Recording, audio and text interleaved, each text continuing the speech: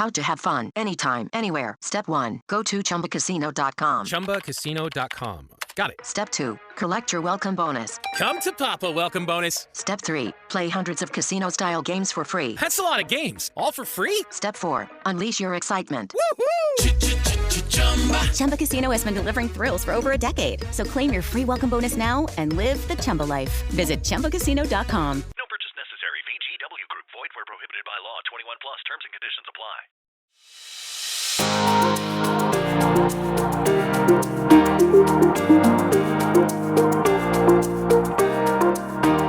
Welcome to another edition of Iconic Creators. I'm your host, Baxter Colburn. I'm really excited because this is the first time I don't think I've ever done an interview like this before where the guest has come to my house and sat in my basement for this episode. We've had guests that I've met at their businesses. There's been people remotely.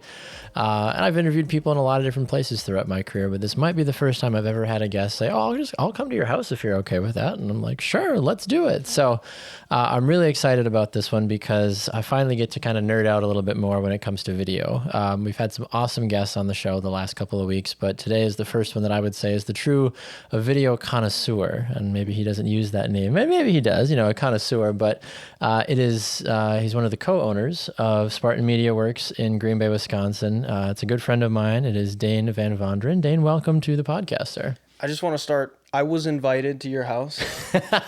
For a second, it seemed like I just showed up. You did just show up, yeah. Just rang the doorbell. You didn't bring me coffee. You didn't do nothing. You just showed up, right? But that is fair. We did have that conversation, and Dane and I both are on the same wavelength of if we have to do an interview of some sort, we'd rather do it in person, right? Absolutely. As opposed to, virtual is fine if it needs to be, of course, especially if you're not in the same area.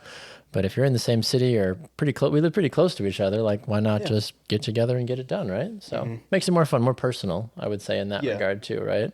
So Dane, talk to me a little bit briefly about who you are, what you do, and then we can kind of dive deeper into that. But what is Spartan Media Works? How did you get involved in getting that project started? Oh, man. I guess let me start with I've been doing short films, shooting projects since I was a kid. I started in stop motion animation, just making animations with my Legos and stuff. And I was I think I was yes. I might have been 9 years old when I first made my animated short film. They're all gone now, so man, I don't have any of that old stuff to show you. But then I kind of, as I got older, I went more into shooting live things.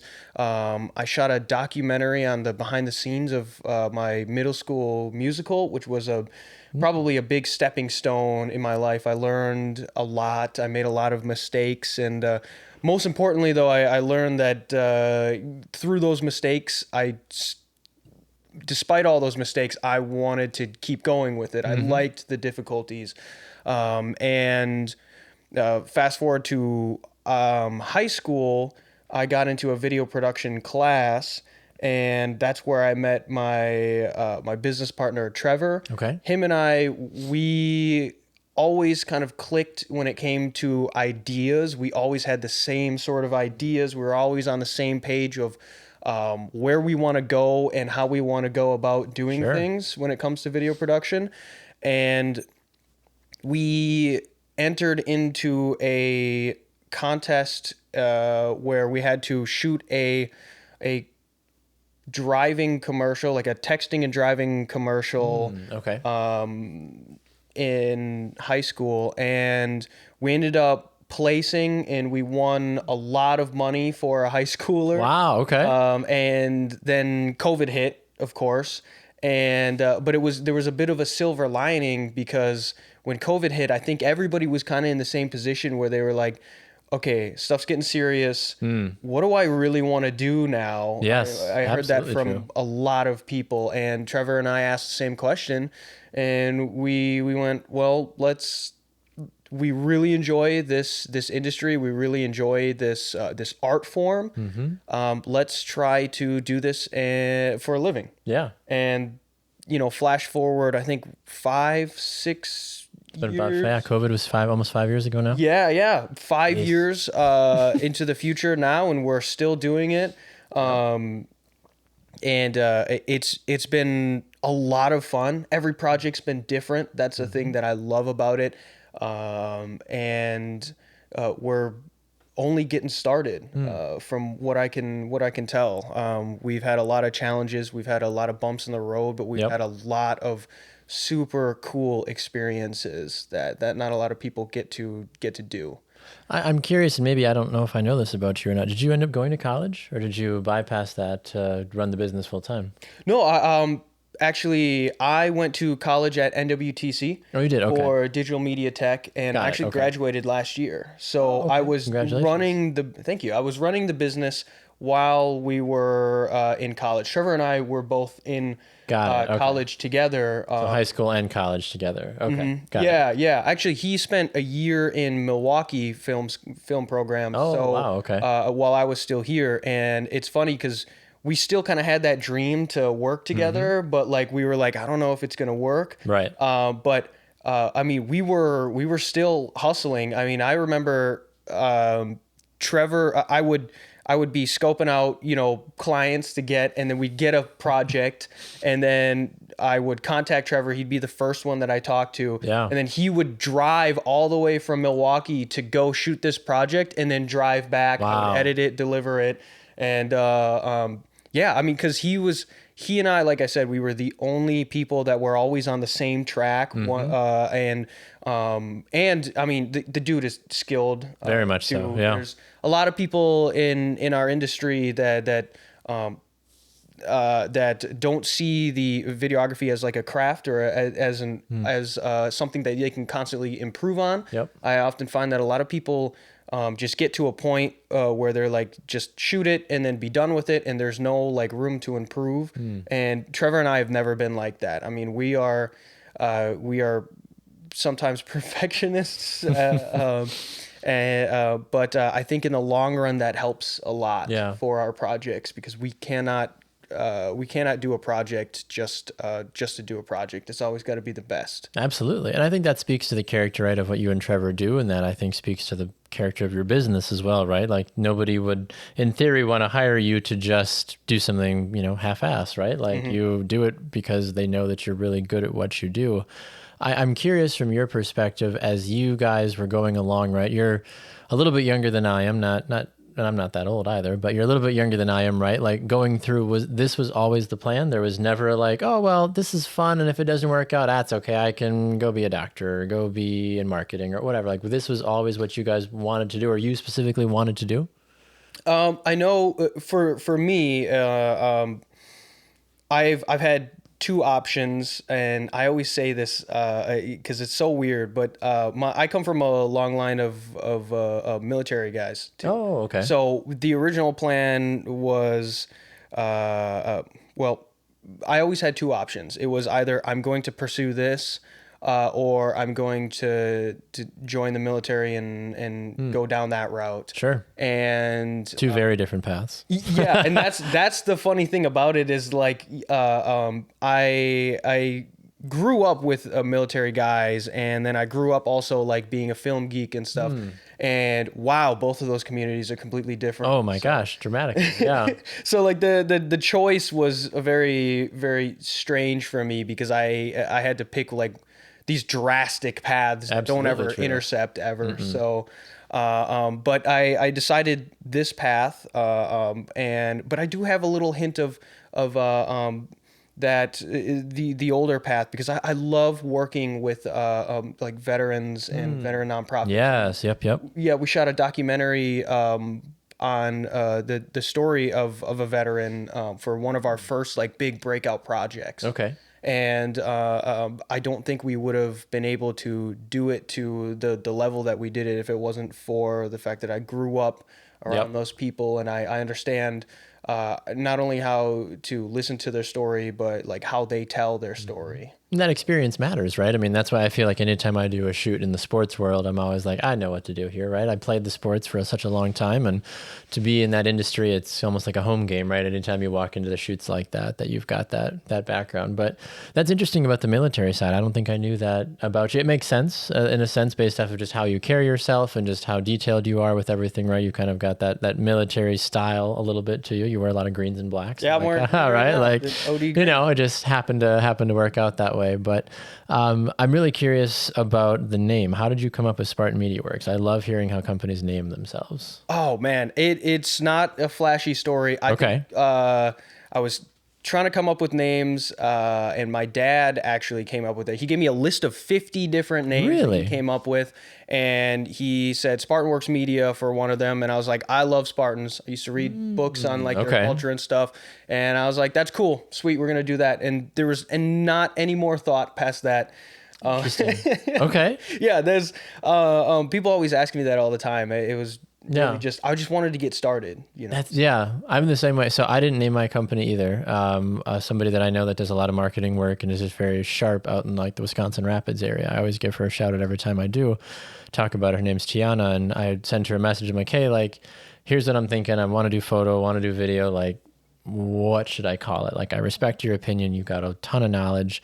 And she, like, seconds after I sent the text, she was like, Colburn Creative. And I was like, why? And then she's like, because number one, doesn't put you in a single hole, right? It's not Colburn Videography or Colburn Photography or whatever. She's like, it's a little bit more, it has your name tied to it so people know the name, but creative allows you to touch everything that you can do, right? And that's worked out nicely for photo, video, and podcasting, because I can touch a lot of industries without feeling pigeonholed. Like if I had Colburn Creative Photography, it's like, okay, well, that's only photo stuff, obviously. So it was just kind of a fun thing in that regard too. And I was like, okay, it was the very first one, and I'm like, great, let's do it. Because I was let's do, I don't know, Baxter Colburn Productions, and I'm like, that sounds really lame, but I'm like, I just wanted something right out of the gate, but quickly changed to Colburn Creative, and yeah, here we are, right? 3.5, 4 years later now. So I love your name. I think the name you. is awesome. I appreciate that. Yeah, it's a fun, I don't know, it's just, it rolls off the tongue also, which is super helpful. But like I said, I like the universality of it a little bit, right? Like it covers a lot of different things, which is really nice. And same for media or Media Works too, or Works Media, right? Because you do have, once again, this variety of like media. I was like, well, what is media? It could be social media, it could be long form, short form, podcasting, photo, right? Like any of that stuff. You guys, without knowing what you do, right? People, it doesn't immediately put you into they only maybe do this, right? Type of thing. Now, from a technical side of things, video is mainly what you do, right? Do you branch out into any other areas at all, or is it mostly video? Well, every videographer knows that you have to do everything nowadays. True. So I guess I'll say we do more than just video, but video is kind of what we center everything around. Sure. It's kind of like the big pillar. Now, like we can do photography, we have our foot in the door when it comes to animation, motion graphics. But our bread and butter is telling stories. Yep. And that's kind of what I like to lead with, is telling stories rather than, we just do this one thing. Because every single thing that we do can be condensed into a story. I truly believe that that's kind of the goal of all of these videos that we produce. Every single video that's worth its salt has a bit of a story to tell. And Correct. It doesn't have to be a full, start phase one, rising action, climax, falling action. It doesn't have to be like that, but every video tells at least a piece of a story, whether it be like a documentary, a movie, or even just like a quick little reel, like a realty video showing the inside of a house. Yeah. You start in the entrance as if to open up the door and you're walking in. You're kind of telling a story with that house as you're going through it. So I'm always fascinated by this, because you, I think, especially in video, understand this more than I would say people that do photo or do other forms of media, the attention grabbing side of things, right? Like, because I feel like you can either be so obsessed with understanding what that means, the viral hook, the whatever, Or is it okay, I'm going to just tell a good story, right? Like, is there a way to marry those two in your opinion? Or do you feel like you have to either like blow people's socks off in the first 10 seconds, otherwise they tune out or they move on and go to find the next thing to watch potentially? I think a lot of that stuff is kind of, it's kind of fleeting. You can get or you can get very trendy with it when it comes to like, oh, you got to have a good hook, or oh, you got to hop on this trend here or there. I always say like the most important thing is to be as pure and as authentic with your intentions as possible, because we've all seen people hop on a trend and have it work because they're, you know, oh, that's funny, that's great, or that's really exciting. And then we've seen people hop on trends where it's like, you're trying too hard, or you look really cheesy. Correct. You look stupid. And I think the latter people that kind of get put into that category, they're always doing it, and it's never from a place of like, I really love to do this and I'm really passionate about this, so I want to show this off. It's always like, how do we get the most amount of views? Or how do we get the biggest ROI, which are legitimate like concerns when it comes to running a business. Of course. But your investment, right? When it comes to content, what's so weird about content is you have to like really walk the line on a lot of those things. It's got to be tasteful, artistic, intentional, authentic, but then also it needs that business aspect of being serious, having a return on investment, and it's really a lot to think about too.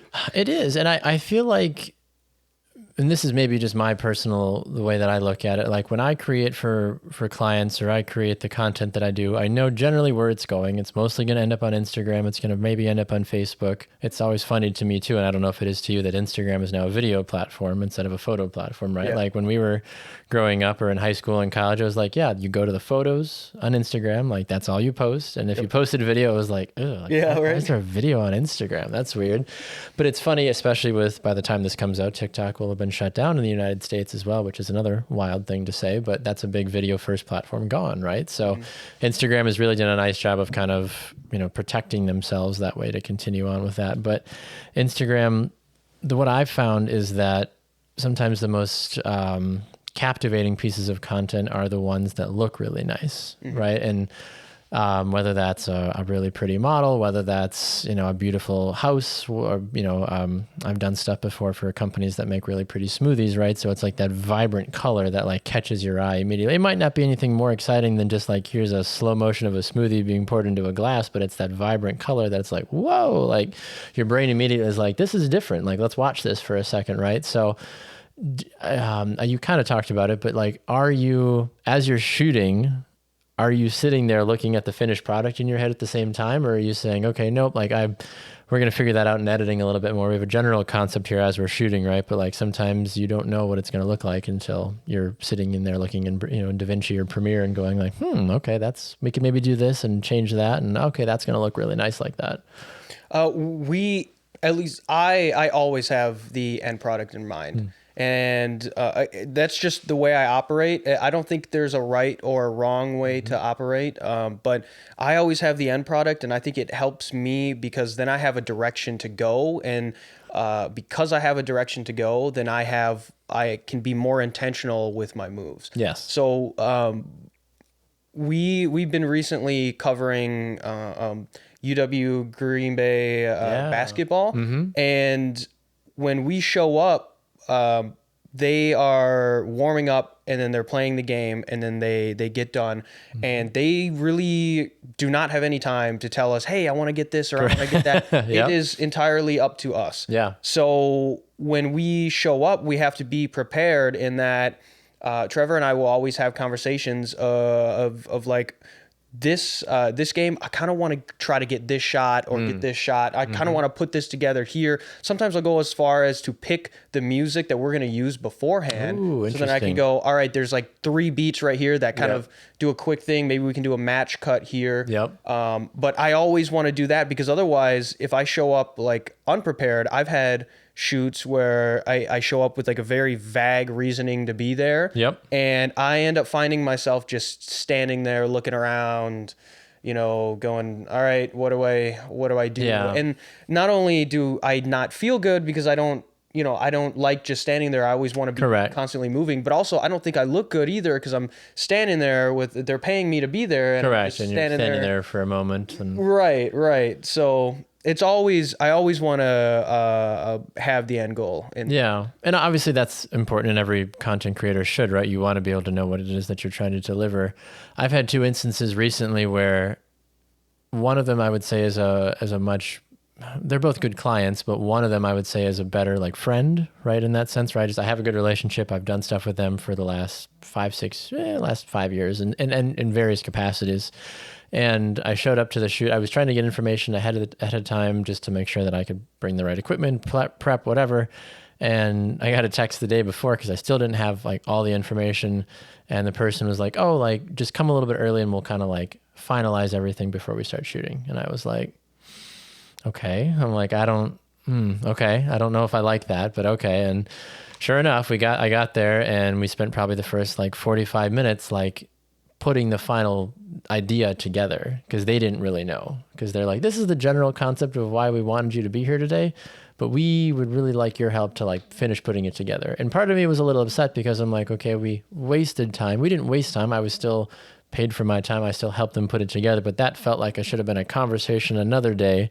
And then we came back and shot everything because they were like, oh, maybe we should talk to this person. So they're pulling in people from their business that initially had no idea that I was even there to do a video that day, right? So that reminded me of like the importance of making sure that you're planning stuff out ahead of time, right? And really helping as best as you can, right? This client also travels a ton. So it was one of those things where I was kind of at the mercy of their travel schedule and their availability, right? So I felt confident I could execute what they wanted, but it was just still one of those things where I left the shoot and I was like, golly, like, I don't know if I liked how that felt because I felt very unprepared. And I was like, I hope that the final product doesn't resemble the fact that I felt like I didn't know what I was doing, even though I clearly did, but it was still one of those, like, you're just like, I felt a little weird leaving the shoot, right? Because you're like, I don't know if I did the right thing or not, but I think so. It was just kind of hard to tell. Yeah, 100%. I've had shoots very similar to that too. I've had some really, I always try to be as prepared as possible. You have to. I try to have at least 2 meetings with a new client. One is like an introduction and we kind of talk about the project, and the other one's like now we plan this out. We really get to know the project on an intimate level. And I hate going into something unprepared like that because there's so much that goes on behind the scenes that people don't realize when it comes to shooting stuff. And then sometimes you get to a point where like a client will ask for something to be done on that day and you just can't do it, or even in post-production somebody will ask to do something and you're like, well, I can't do this because of these factors, which they're not going to understand because we're in editing now. So the time for planning has already passed. We got to go down this route. Correct. It's sometimes it's kind of disappointing to see a project end up going down that route because there's so much potential. There's infinite potential when it comes to a creative project like this. And to pigeonhole it like that is super unfortunate. How lenient, maybe is the right word, are you when it comes to deliverables at the end? And you and I have had this conversation a few times, I would say, in passing. So like, as an example, let's say the deliverables are 10 short form videos, right? Like under 25 seconds. It's just a highlight videos of, let's say you're just, whatever, you're at a gym, right? You're just shooting footage for 2-3 hours, just trying to like capture the vibe of the gym, right? For, in 10 short clips. If you're in editing and you have 13 clips that you're like, I think we really got some good stuff, do you give them the other 3 for free? Or do you say, hey, I got more and you could pay me more for it? Or do you just as a goodwill and say, hey, I've got 3 more here that I think would represent the brand really well, like as a gift to you, right? Type of thing, as maybe a hope that they'll come back again. And you don't necessarily want to bill yourself as the person that's going to always give away free stuff, but I'm always curious. I'm that way with my photos. I never set I'm going to deliver 50 photos. I always say a minimum, like I'll get a minimum of, but I always end up delivering 2 or 3 times the minimum, because if I've got 100 good photos and I promise them a minimum of 30, well, I want you to have all 100 photos. And maybe that's just me, and some photographers are probably screaming right now saying, what are you doing? You could be making more money or whatever. I'm like, Yeah, maybe that's just how I choose to run my business in that capacity, right? Everybody's different, but I'm curious your thoughts on that over delivery, or if you do little things where you drop in an extra piece or two for the client every once in a while as a like, hey, thanks again for trusting me. Here's another little thing just as a thank you for that. Well, when it comes to over delivery in general, I have to enjoy doing it in order to justify over delivery. Yes. So for instance, we just recently, we were capturing a game for UWGB, and we had some extra clips left over that I thought were really, really solid. So I spent an extra hour or two putting together some other clips that I really enjoyed. And I didn't do it for any other reason other than I just got like hyper fixated on them. I was like, I want to make this look good. And sent it over. And I went, hey, I don't know if you want to post these at all, but I saw these moments and they were genuine, authentic moments. I think they would look really good. How was that received? They loved it. They're super happy with what we've been doing. Great.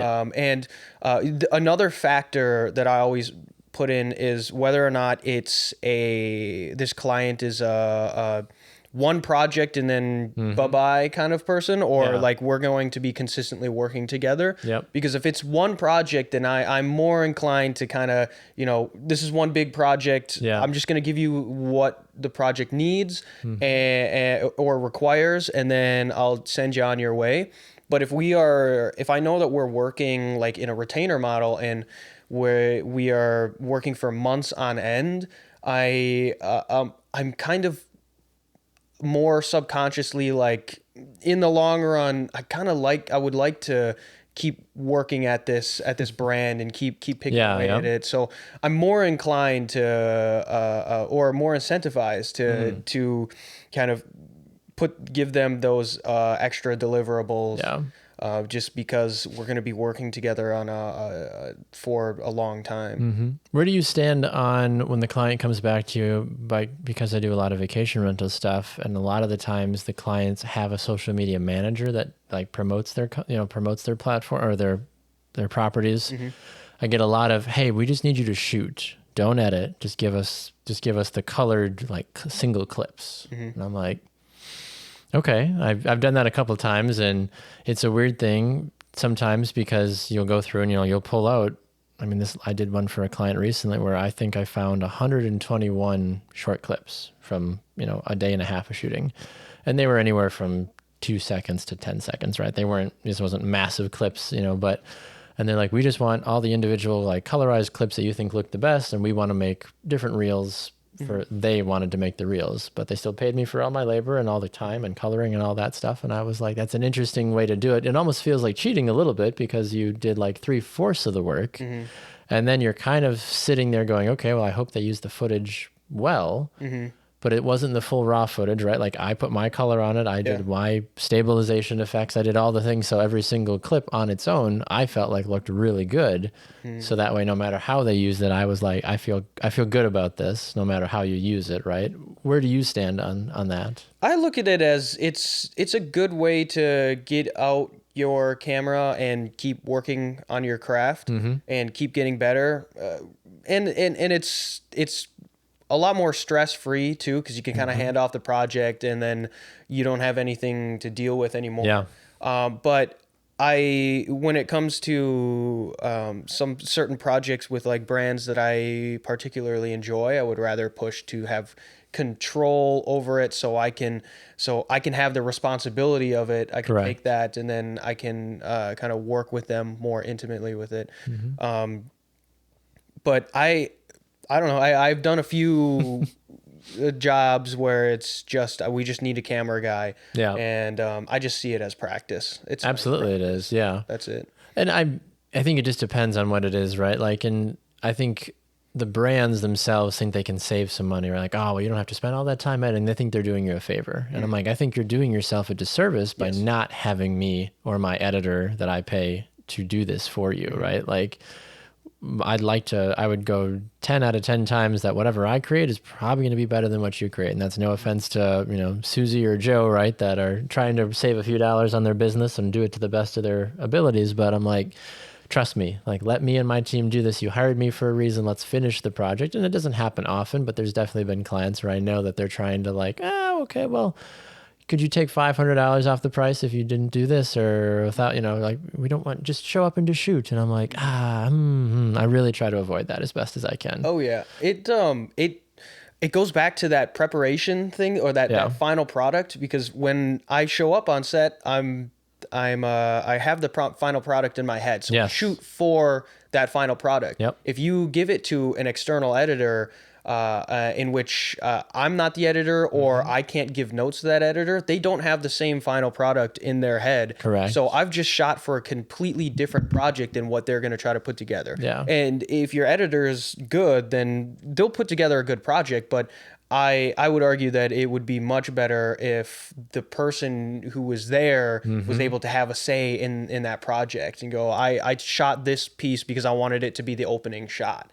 And stuff similar to that. It makes such a difference, right? I mean, you have to know what you're doing, right? When you get there, you have to know what the end goal is, because there's these companies that have marketing teams or social media managers. They're like, oh, we'll take care of it. It's like, great, but I want to make sure that you're best represented in a way that really feels like you are going to be proud of what I give you, right? Because that's the worst, when you turn in a project and you sit there and you wait and you wait and you wait and you're like, did they like it? And then randomly the video shows up on social media and you're like, oh, well, okay, somebody finally liked it enough to post it. Thank you for that. Like a different filter on it. And Correct. Yeah.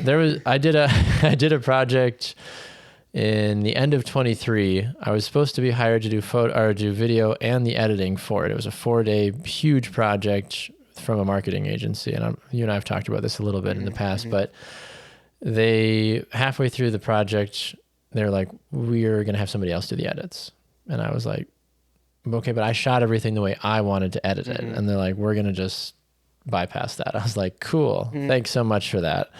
But then I spent maybe a month or two just waiting for this final video to come out, right? And my name wasn't attached to it because I white labeled right underneath the agency that hired me. But it was still, in my mind, I'm like, I spent 4 days with this company, right? Like, they know my name. They know a lot about my family and my story because we're just talking, right? As you're just going along for 4 days with each other, right? Whatever. I'm like, they know my business. They know what I do. I'm like, the last thing I need is for this video to come out and suck and then be like, golly, that guy you hired was really terrible, right? So I was just dying and desperately waiting. And then thankfully the video came out and I was like, I did pretty good. And I was like, okay, cool. All right. But even though I didn't do the edit, but like I delivered all the footage to help them make the edit. And I was like, yeah, that turned out really nice. But that's so hard when you're not the whole start to finish of a project, right? You're just like, okay, hopefully I'll get that way too. And some people will be like, just send us the raw photos and we'll put our edits on it. I'm like, then just come shoot the photos. Right. Yeah. Like, why do you need me to do half of my job when you probably have seen my final photos that you really like? So why can't I just do the whole project for you, right? Right, yeah. It's things like that sometimes on our end, you're just like, you try to educate, right? You try to educate as best as you can. I'm curious about a project in 2024 that you did that you still can't believe that you got to do. Ooh, I gotta think about that one for a second. We can come back to that too if you need to, but I think...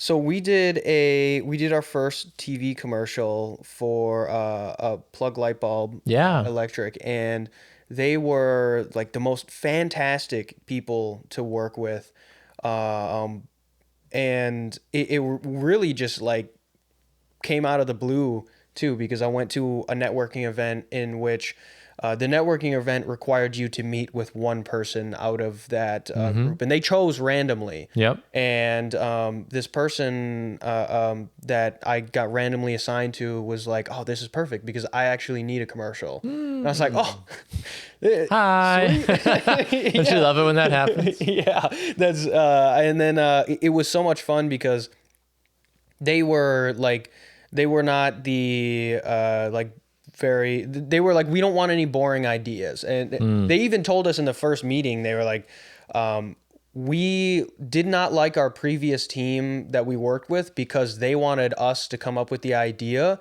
So we want you guys to come up with the idea. And I was like, oh, That's the most beautiful thing Win you could ever right say. there. Yeah. Yeah, so we came up with a great idea that like matched their level of professionalism, but also like their goofiness. Yes. They're always like fun. They're a fun and very silly group of people that are also super good at what they do. Yep. So we created a commercial that matched that, and we had to we spent like days building like a sliding rig on the floor. I remember seeing that behind the scenes video. That was so cool. Yeah, we because we looked up. We were like, we'll just we'll buy one, and it was $2,000, and we're like, absolutely not. Oh, I used to work at Menards, so I know exactly where we could get all these pieces. That's a guy on a gimbal with rollerblades, right? Like, yeah, exactly. That's so much cheaper. Yeah, much cheaper. So better. Oh my gosh. Yeah, so that was super fun, and that was like.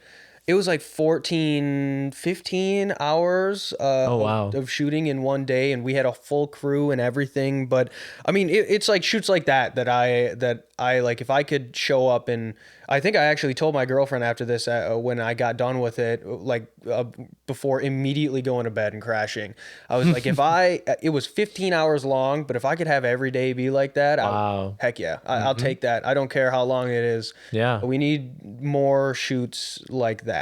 That's amazing. We literally came up with an idea, conceptualized it, and then brought it to life. And there's no better feeling. Absolutely. Than to see that full finished product. Yes, right? exactly. I completely agree with you on that. Mm-hmm. I've got a couple more for you. Before we go, I'm going to play a game with you. Okay. We're going to play videographer this or that. Okay. So I'm going to give you 10 quick questions, and you're going to tell me which one of the two this or that's, right? Okay. So pretty straightforward. Number one is for camera gear, prime lens or zoom lens? Zoom lens for the stuff that I shoot. Okay. I love the idea of primes, but just the things that I shoot, I gotta be able to be quick on my feet. Sure. If I had to pick two lenses, I would pick my 35 prime and my 70 to 180. I would shoot everything on that if I could. Oh, really? Yeah, because I do 70 to 180 for so much. And then with the fixed rate of the 35 millimeter is beautiful. Because it's a 1.4 lens, so I can do a lot with that. I do have an 11 millimeter prime. I love shooting either ultra wide or super close up. That's like my thing. If I either shoot like every detail that I can get in here, or just like cut off every little piece that doesn't need to be in Correct, there. yeah. I don't know why, but that's pleasing to me. Fair enough. Shooting style, handheld or gimbal? Handheld. Again, I feel like Am I allowed to give an explanation? Go for it, okay, please. cool. I didn't know if these were like speed. Go. No, that's fine. I think it's important. The answer is meant to be fast, but I'm curious, like the reasoning behind it. So please go for it. Handheld because I feel closer to the camera. You get to a point where you shoot enough and often enough that the camera becomes an extension of yourself. Absolutely, and that's the point that you want to be at in order to be a proficient creative in this field. Yep. You cannot be messing around with all these gimbal buttons, taking it on, putting it off. You can go handheld with it and just have it be an extension of your body. That's the best way to do it. Sports with handheld, 110%. Oh, yeah. But anybody that knows me knows that I'm about a 95% gimbal person. Yeah. I love it. My gimbal is an extension of my hand, right? But I found that that's what works for me. That's what works for the vacation stuff, the real estate, the branding. It's those smooth movements or quick movements. You can do the pan, tilt, focus, right? Where you start and you kind of rotate. Like once again, that's just what I found has worked best for me. But there is something like raw and adventurous about just, all right, slapping the camera and just your bare hands, or here we go, let's just go for it, right? Because you get some fun, awesome motion blur and shake, right, as you go along too. It's a lot of fun. Exactly. Video type, commercial ad or a short form social media video? Commercial ad. I like putting the whole idea together, and I like the high production stuff too. Yeah. Don't get me wrong, I love doing the social media stuff because it's nice and quick and efficient. I like being efficient as well, but I love spending a lot of time on one big idea and watching it come to life. I love that. And I would say I'm probably somewhere in the middle of whatever that is. I love the branding, commercial story videos, right? I feel like I do those well, but so much of my business is the short form stuff. on social, and that's just where we've been able to make our money and found a good established rapport with our customers. So, but I also like the fun, the quirky, especially when clients will come to me and say, hey, we've got 10 reel ideas that are ridiculous. I'm like, fantastic. Yes. Let's do it. Right. Yes, so it's crazy cuts and transitions and edits and all kinds of fun stuff. I don't know what you use for editing. Are you, because the question is Premiere or Final Cut, but I don't think you use Final Cut. I don't use Final DaVinci, Cut. Right? No, I'm all Premiere. Oh, you're Premiere. Okay. Yeah, I'm all Same Adobe. Here. Okay. Why? What do you like about it? I just grew up learning Adobe products. My whole degree was based in Adobe. I don't care which one I use really. I just happen to use Adobe. Sure. Yeah. That's fair enough. Adobe all for me. College was Final Cut, but I didn't know any better, didn't care. It was just what was on the computers that my video production teacher did. And I was like, okay, I'm going to be in front of the camera. I don't care. Because I was stupid 10 years ago and didn't think about that. And now I'm just like, oh, great. Now I do all this. But just jobs I had over time had Premiere. And I was like, okay, and just learned that, right? Yeah, I'm too far deep into Correct. Adobe now. I tried the DaVinci swap once because everyone's like, the colors are so much better. I'm like, okay. And I tried and I'm like, it's scary. Back to Premiere. I'm okay with the limited coloring at times in Premiere. It's okay. It's really not that big. I'm not making cinematic Hollywood movies. I'll be okay. This one's interesting. I feel like I know this answer for you, but I'm curious. Natural light or studio lighting? Ooh, you love to light stuff. I love to light. You are such a light nerd when it comes to that. And I love that about you. I like studio lighting because I have control over it. Yeah. I can just do whatever I want. And I like to get funky with it too. That's true. I would agree with that. I don't know if you've noticed, but movies nowadays have gotten really crazy with their lighting, and I love it so much. Okay, real quick. I always have to shout out this show, Euphoria, one of my favorite shows of all time. I know it's like people always give me crap for it because I'm an adult male. It's fine. It's fine. It's a beautiful piece, and it's got some of the most amazing cinematography and lighting in it. And that was like the first show that I was like, oh my God, the stuff that you can do with dynamic studio lighting is insane. Absolutely true. Yeah. And that I think is such a fun piece of it, right? Because the more that you do what you and I do, you can't watch TV or movies the same, right? Like I'll watch football on Sunday with my families and a commercial will flash and I'll be like, God, that was cool. I'm like, I know how they did that. Like some weird transition movement or whatever. And like, I'll say it out loud. And my wife's like, what? I'm like, no, like I have to try to explain this to you because you don't understand. Like that was so cool. Like what they did, right? Like, I don't know if you've noticed this, but the commercials for the medication, like the Ozempic commercials and like have some of the wildest transitions and they're so casual about it. Like, oh, what is that? You're pouring a glass of water and you're swimming in a pool now. Yeah. Like, what? Yeah. Like, why are we doing this in an Ozempic ad or just like the most random things that you're like, I would expect this in like a travel commercial or, but like it's some of the most random commercials that just flex too hard that you're just like, somebody had a lot of time and money on this commercial just to do these insane transformations and stuff. Oh yeah. I enjoy the commercials more than I enjoy the football. I'm not a huge football fan to begin fair with, enough. But fair man. Enough. That's fair. I agree. Yeah. I will say my answer for that is natural light. The best shots I've ever had are natural light. And I try to be as naturally lit as possible personally. That's just something I found looks the best. I do a lot of, like I said, vacation, real estate. I know I've said that 100 times, but I've found that when I try to force the light, it doesn't look good. When you let the windows and the houses or the properties tell their own stories or the sun through the trees, right? Like that's so much better than any light, potentially, in my opinion, of how you can light something. But everybody's different. Oh yeah, I think natural light has its place in studio lighting as well. So that is very true. Audio, would you rather have an external microphone or an on-camera microphone? Oh man, I would rather have somebody else deal with that entirely. That's fair. I can do audio and no problem. I don't like dealing with audio. I guess I would This is weird. I would do both. I do both actually. Okay. Every single shoot that I can, I do both of them. Interesting. Like you double record, you're saying? Yeah. I have a internal microphone and an external microphone. Okay. So you're boom micing, and then you're like on the camera, and then or shotgun micing, and then you've got an external audio from a lav. Oh yeah. Or what are you doing? So I mean, I'll do a boom mic into like a Zoom recorder, yep. And then I'll also have a shotgun into my camera, and then I'll throw a lav on them. Japers. Yeah. Okay. Dude, I cannot mess up audio. That's I can't do it. So you just go back and listen to all three and just kind of see what one makes the most sense. Yeah, or God forbid one one goes out, you're like, okay, what's the best of the remainers type of thing? Audio gives me anxiety because I can't see it. Yeah. So like when I'm looking in the monitor, you're like, it looks like it's lighting's bad, so I can change that. Yeah. But I cannot see or hear the audio. That makes total sense. I like that. Okay. I love everybody. I haven't gotten into the boom, like the hanging boom mic situations. I've been at shoots that have done that before, but I would much rather lav you and have that microphone nice and close personally. Can I ask you a question? Please. Where do you stand on hiding the lav mic? Are you fine with the lav mic being in there, or are you like, no, it has to be hidden?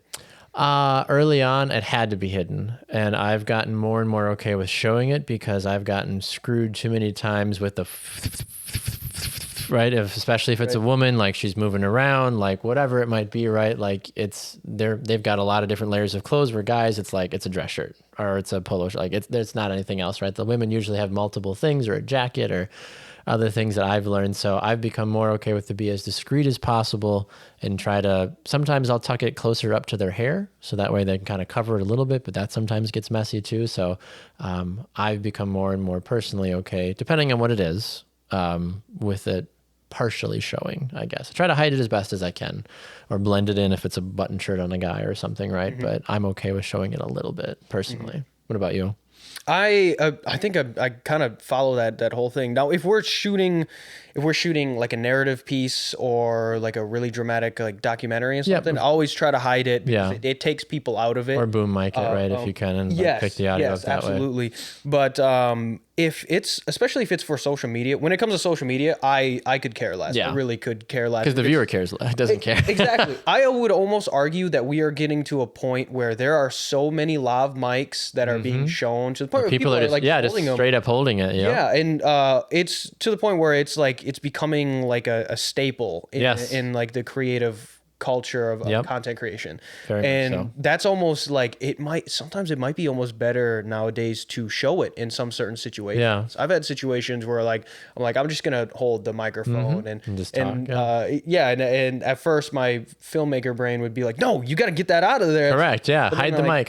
That's what we were taught, right? Like hide the mic at all costs. Yeah. And get it as close as possible. And all right there. Okay, great. Now type of thing. But yeah, it's almost a sign that you're speaking now. Like very much when so. I scroll on and I see somebody with I love it when people have like a wooden spoon and it's connected to the lav. It's the most random pieces of that I'll stop. Yeah. I'll stop and I'll be like, oh, he's speaking. He's saying something. Holding onto a shoe? What? Oh, okay. Yeah, there's a mic duct tape to it. Got it. Okay. I'm in. What do we got happening? Yeah, exactly. Right? Exactly. That is a really good way or a good visual hook, right? Like sticking the microphone. I'm looking at my son's Nerf blasters, right? Just like holding a Nerf blaster and talking into that. Be like, what? I would stop. Be like, what is he doing? Awesome. Like, okay.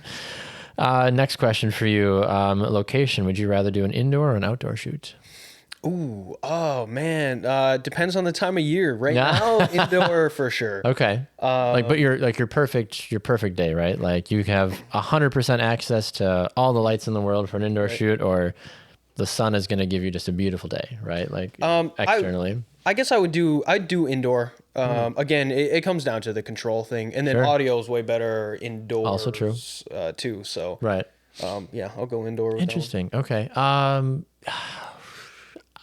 when I think of indoor, I think you can think of it two ways. I think of a dark studio with no windows that you control everything, and or inside a house, inside a business, right, where you're getting some of the natural light in, right? I mean, as opposed to just straight outdoors throwing an ND filter on, hoping for the best, right? So I would stray more that middle ground, right? Of like, I'd rather be indoors, but be able to have as many lights off as possible and have as much natural light kind of fill the space, and then add lights in as if I need to. So once again, can control the audio, but not feel like I'm in a box, right? Type of thing. Like we're in my basement, no windows, just these horrendous lights, that we're using above us right now.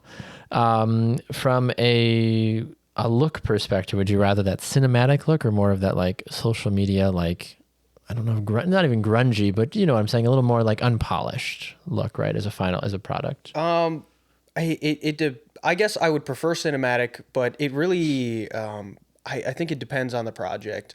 I don't like to get too ground up into like being obsessed with a certain look for every single thing. I think part of being creative is you're able to produce different kinds of looks for different kinds of projects. Yeah. So I would lean more towards cinematic just because I'm a big film buff. Yeah. I like that vibe, but there's nothing wrong with the social media look either. I'm curious your opinion about this. I had a client, and I always try to be careful how I say this because I think they're still a client. It's hard to know. It's one of those we need you when we need you type of thing. Yeah. But they had told me, or they hadn't told me that we were not working together for a while, and I started to see that they were still doing videos, but I was like, oh, those look like they were shot on a cell phone. I'm like, okay, not the end of the world, but somebody that I know does photos for them. And so I reached out and I said, hey, like, do you know who's doing their videos now? And she's like, oh, I'm doing them because they liked the aesthetic of a cell phone video versus a nice produced video. And I was like, but they had me for like 4 shoots to do these like really nice, and they love the color, they love the look, like all of this stuff.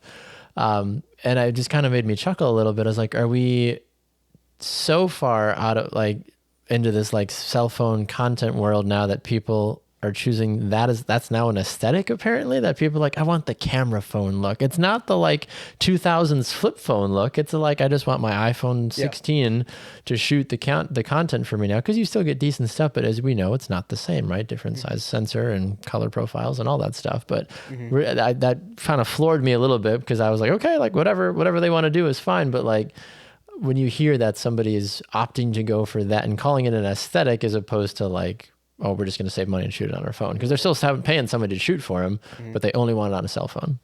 Oh, well, first of all, I hate that. I hate it so much. But I also, again, you have to respect the direction of where your industry and your space is going at all times. Otherwise, you will very quickly become the old guy in the room going, correct, back in my day. So darn kids, they don't understand. Yeah, exactly. They don't understand my brand new red camera. No. Yeah. Oh, I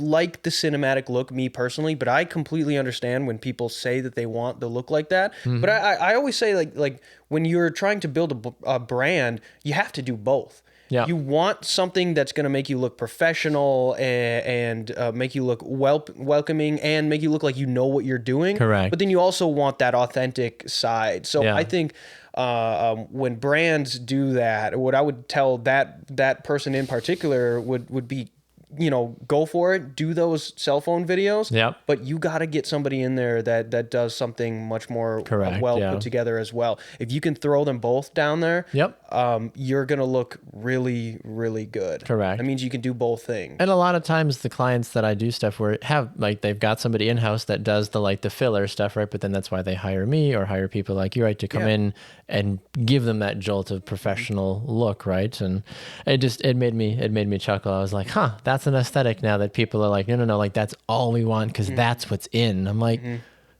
okay, that's fine. You can call me. I'll still be happy to come shoot for you whenever you, and Lord willing, they'll call back, at some point too to do it. But it kind of made me chuckle that they were like very adamant, like and dead serious, like no, like we just love that look. Like, okay, sounds good.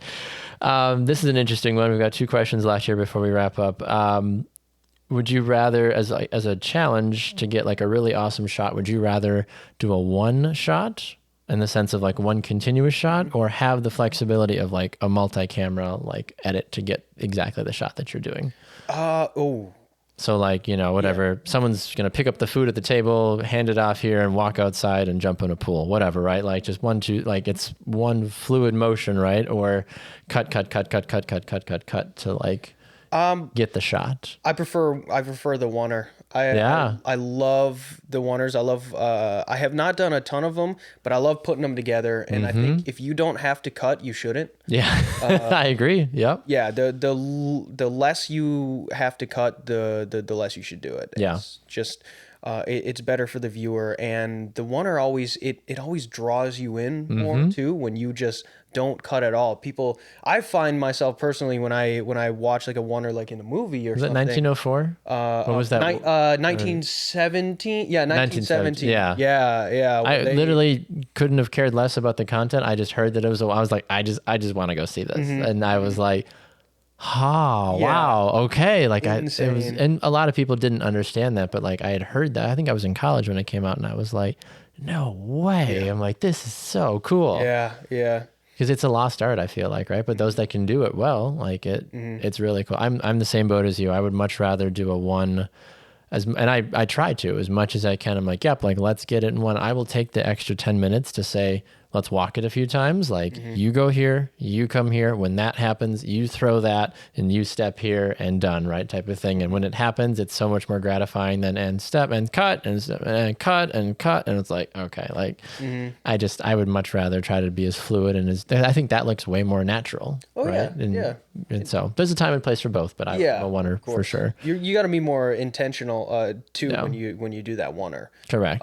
Everything has to be well in place. Whereas some people will just cut and they'll use cutting as like a crutch to just like we'll get it later. We'll fix it in post. Yeah. Ugh, no. Kills me. I know. That's become a joke now on set for a lot of times because I will throw that out there. I'm like, it's fine. We'll fix it. Even though I was like, we won't fix it. It won't get fixed. It's not gonna happen. We're so screwed right now. It's totally fine. Last question: would you rather shoot in log or shoot in standard color? Log. There's nothing better than watching the original gray gross footage turn into something beautiful. Yes. That's like one of my favorite things to do is color correct and have it look nice. One of my least favorite things to do is to color grade and have it not look good though. Like that is because there's not a lot of recovery from that, right? Just like I don't know what I'm doing. Like, when the color grade's going well, it's great, it's awesome. But when it doesn't go well, it sucks. Correct. It sucks. I've spent a lot of time like staring at one like group of pixels on the screen, like is that the right kind of blue? And I found that the most forgiving log shooting is outside personally, right? And because I feel like you let in as much natural light, like some of my best log footage, because I would say I'm probably like 70-30 log to standard color. Sometimes the client just is like, just shoot it in standard color. I'm like, okay, that's fine. And try to, or if I don't feel confident in the lighting or the quick movement of what I need to do, I'm like, I will just shoot it in standard. I'm like, it's fine. The client's not going to know the difference, right? Type of thing. But I would say outside on my 35 millimeter, I'll get really greedy and go down to my like 1.4, 1.6 on my f-stop and throw an ND filter on so it doesn't blow out. But I'm just like,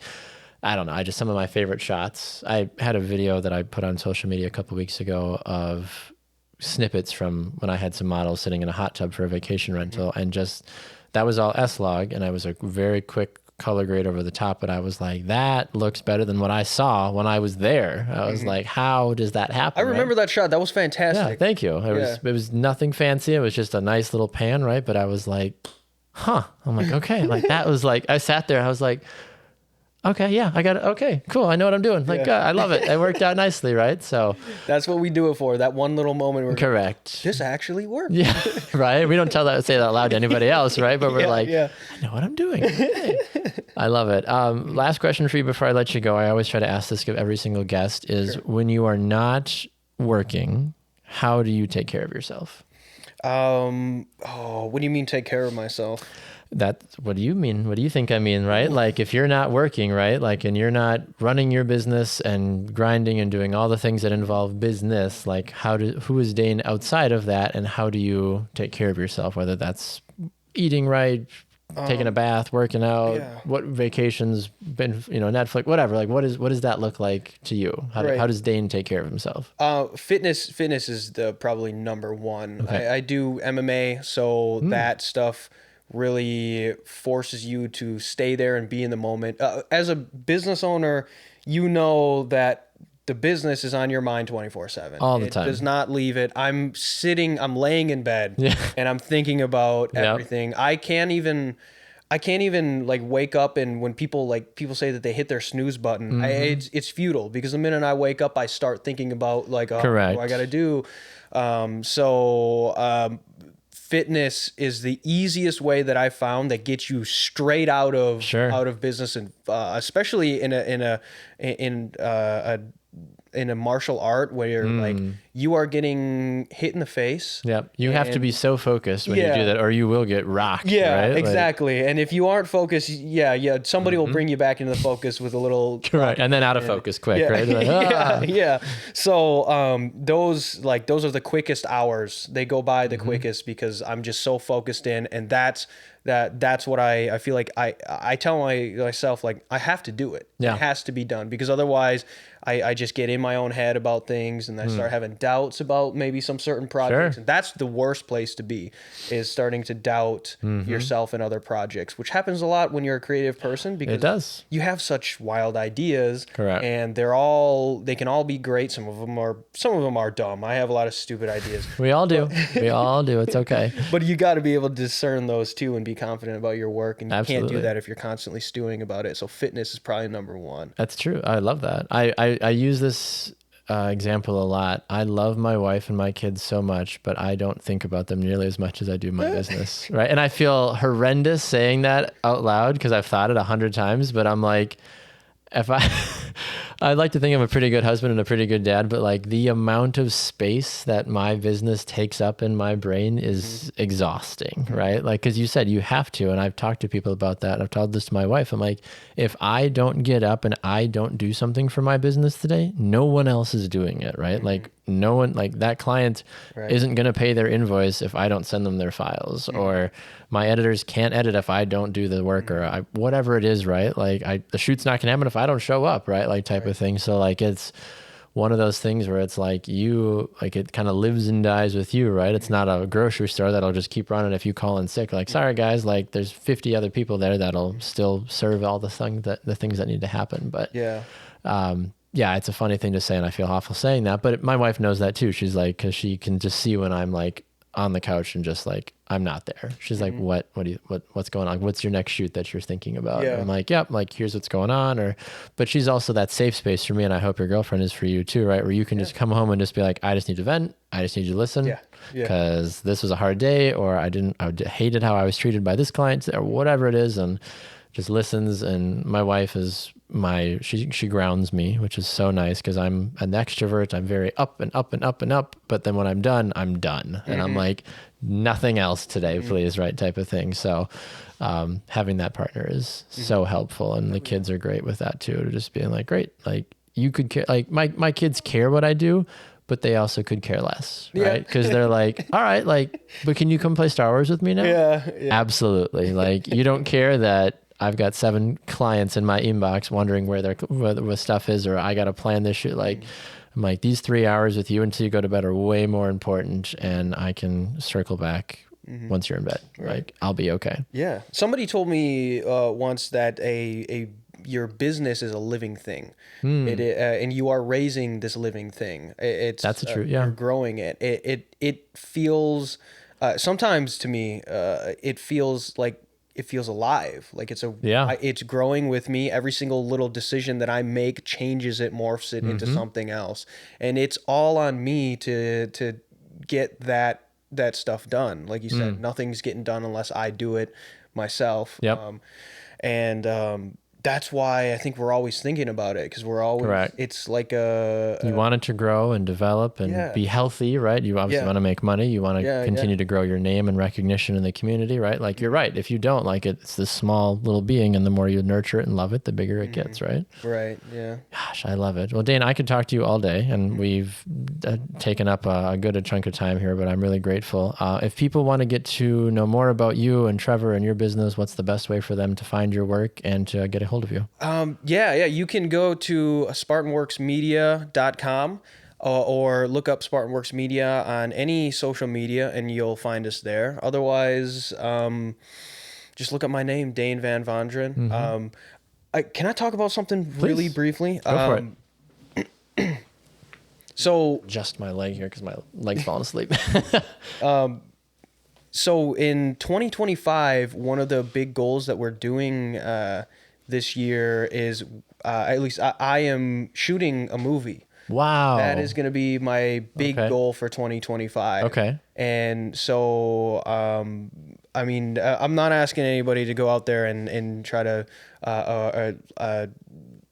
try to donate money or anything like that. Although I will have a GoFundMe. But his GoFundMe is, right?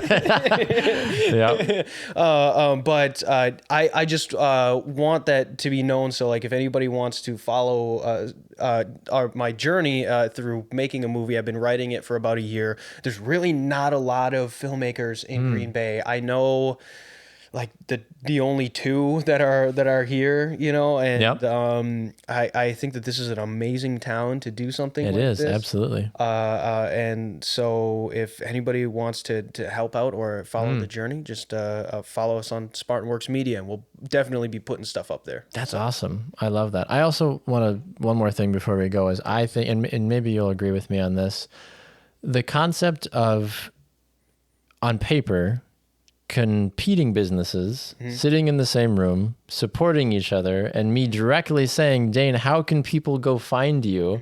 When very well I would love for those same people to come find me, and is such I feel like a foreign concept, unfortunately, but I think that also speaks to the fact of like, we support each other in a big way, right? Like, and I've told people, I'm like, hey, if I can't do the shoot, like I know a great company that can do it for you, and vice versa in that regard. Like, I hope more people understand that, like, if you share an industry or a space with somebody, you can coexist. You don't have to be that, like, it's not me against you, right? Like, we are supporters of each other's work. And I think that is something that I want people to make sure that they understand too, that like, if you've got people that share a space with you in whatever industry it is that you're in, like, try to embrace them if you can, try to find common ground, because odds are they probably know exactly what you're going through as well, right? And it can be a lonely space sometimes being a creator. So find those people and continue to support them. And you texted me earlier this week, like, I got a question about something. I'm like, awesome. Like, I don't have all the answers, but if I can answer whatever your question is, great. And I've called you multiple times. You're like, Dane, how do you do this? Or how did this happen? Right. And you're like, oh yeah, great. And it's never been a gatekeeping, like, well, you've never given me a shady, like, answer of like, well, I mean, always been like, yeah, great. Like, here's how I do this and what I found works for me. Like, see if it works best for you. I'm like, oh, awesome. Right. So just wanted to say, I appreciate that and appreciate that about you and Trevor and what you guys do. So I'm a big fan. I look forward to continuing to see what you guys do in 2025, and should be a fun year for both of us, hopefully. Right. Yeah. Yeah, here's hoping. Yes, right. Well, thanks again for being on the show today. Thank you to you, the listener, for staying with us today. I know it was a little bit of a longer episode, but I appreciate you taking the time to listen to Iconic Creators. As a reminder, you can find the show on Apple Podcasts and on Spotify, or wherever you get your podcasts. You can find me at Baxter Colburn or at Colburn Creative Co. on Instagram and Facebook. Always a pleasure to be able to share space with fellow creators, and I hope that you'll join us again next week for another episode of Iconic Creators. Have a great day.